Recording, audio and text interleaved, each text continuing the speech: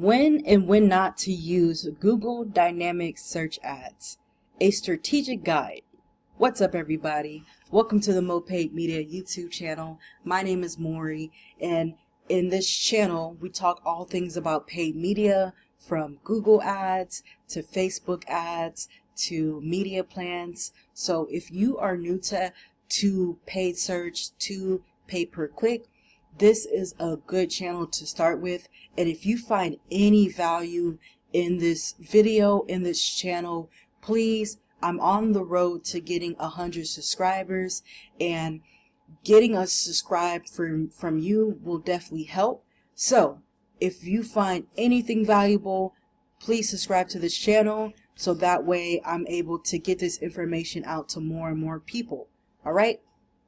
Also, if you are somebody that is running Facebook, Google ads, and you're needing help, or if you have a marketing agency and you're looking to hire new talent, I am always open to getting more clients. I have a few right now, but I'm open to getting more clients because I'm on a mission to help as many companies as I can get more out of their marketing campaign and expand and grow their business. Okay, so I truly believe that when it comes to running Google ads, Facebook ads, TikTok, LinkedIn, display ads, all of these are powerful ways to getting the most out of your marketing and reaching as many people as possible that fit your buyer persona.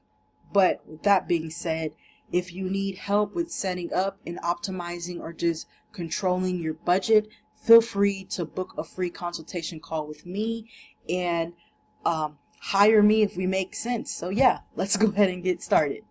So when it comes to and I only have 15 minutes, so I won't talk too much, but when it comes to the Google Ad Dynamic Search, you got to understand when and when not to use it. So that's kind of what I want to talk about. But before I talk about when and when not to use the dynamic search ad, let's quickly go over what the heck is even a Google Dynamic Search ad. Okay, so it's essentially a unique campaign type in Google ad that doesn't rely on traditional keyword targeting. So instead, Google uses its indexing power to scan your website and automatically matches the user query to the relevant contact or the relevant content that's on your website. So here's what actually happens behind the scenes.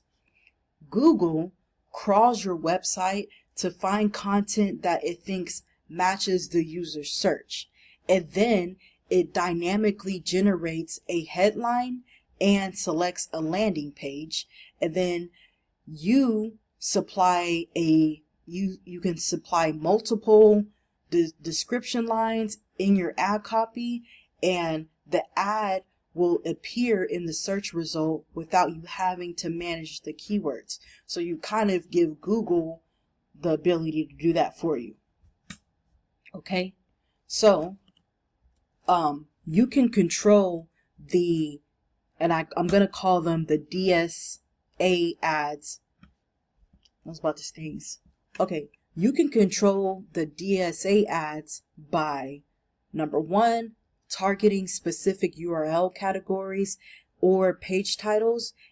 You can also exclude low value or irrelevant pages, and then you can also apply the exact match negative keywords to prevent overlap with other campaigns. Okay, so the DSAs work best when your website is rich with content, it is SEO optimized, and it is well organized by a product, service, or location. Okay, so when do you actually want to use the dynamic search ad?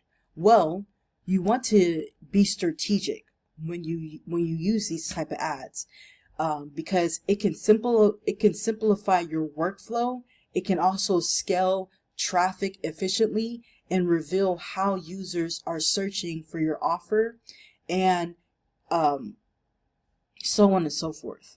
So here are some scenarios that you would want to use the DSA ads. All right, so here we have a e-commerce site without a fully optimized shopping feed, okay? So if you're selling a product online, but you haven't built out a comprehensive Google shopping feed, or you don't have the resources to manage dozens of product ad groups, then you can run a dynamic search ad, which offers a fast and a scalable workaround. Okay, so here are some of the benefits. It lets Google identify and advertise your product pages automatically. You're able to discover which product users are search. You're able to discover which products users are searching for before investing in shopping campaigns, and you're also able to test demand, keywords, and landing page performance without a full catalog upgrade or upload. Now, a pro tip here is you want to use the DSAs to pre-test your product category, and then you can use the performance data to build out a stronger shopping or keyword-based campaign. All right, next you want to, here's another scenario. We have businesses with large inventory like real estate or auto or job boards, okay? So if your website features hundreds of listings like real estate properties or car dealership or job opportunities, it's often impractical to build individual ad groups for every listing. So that's where you will have the dynamic search ad. They can solve this problem by dynamically matching listing to queries in real time. So for example, we have our auto dealership. They can use the DSAs to promote all of their inventory without manually setting ads for each make, model, year. So Google will put the correct vehicle page and write a headline that reflects the user's search. So kind of have something like right here. Number 3, we have the local businesses and franchises. So let's say if you're managing a multi-location like a restaurant chain or a local service provider, when it comes to the DSAs, they can help advertise the individual branch location without building a massive segmented campaign structure. Okay, so instead of assigning a separate budget to each franchise or service area, you can as a result just target each location page as a DSA URL, and then you can consolidate the spend across a single campaign, and this will still ensure your users get matched with the right store or office. So essentially this allows you to have simplify your campaign management while still delivering relevant location specific experience. Okay? All right. Last but not least, we have the keyword discovery and the SEO testing. So one of the most underrated benefits of the DSAs is there is a unique data acquisition tool.